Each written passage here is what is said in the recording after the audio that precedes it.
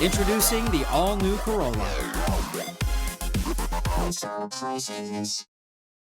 MMA fighter Alex Castro is serving a 3-year sentence for punching a Navy sailor back in February of 2010. Today, he was arrested again for another aggravated assault charge. DOC Internal Affairs Officer Jeff Limo. Alex Castro eventually it was alleged to assaulted another inmate at the minimum out facility.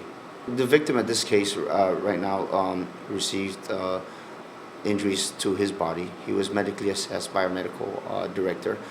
He was also taken to Guam Radiology where he was x-rayed, and the results came back negative for any internal injuries.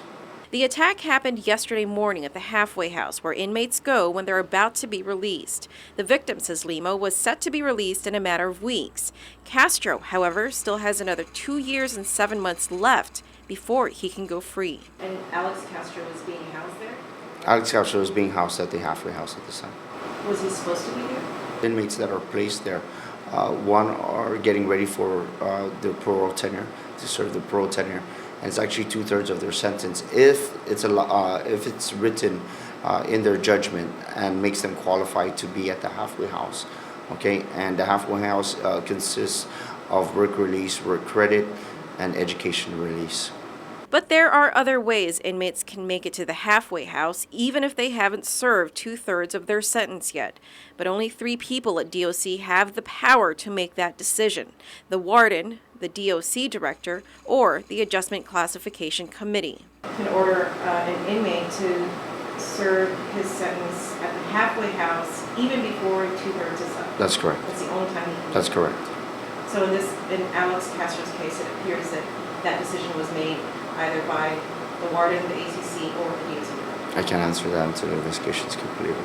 Limo also tells us that 2 DOC employees have been placed on administrative leave, but he declined to tell us who they are, and he could not tie it directly to Castro's assault case. PNC sources, however, say the 2 employees are the warden, Frank Crisostomo, and a DOC officer.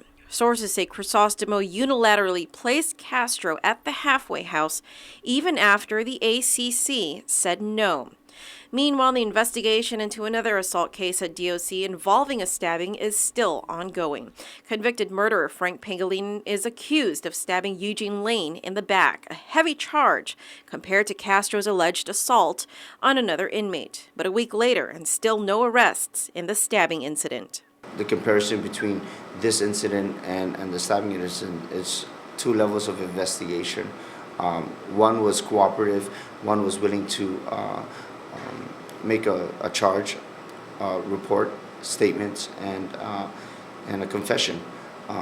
As far as the stabbing is an investigation that's taking a little bit longer, and only because the inmate's code of silence, and they're not cooperating in the investigation.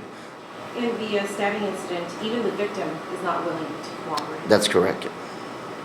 Meaning is he denying anything happened? Well, in that investigation part, both inmates at this point are refusing to even talk about it.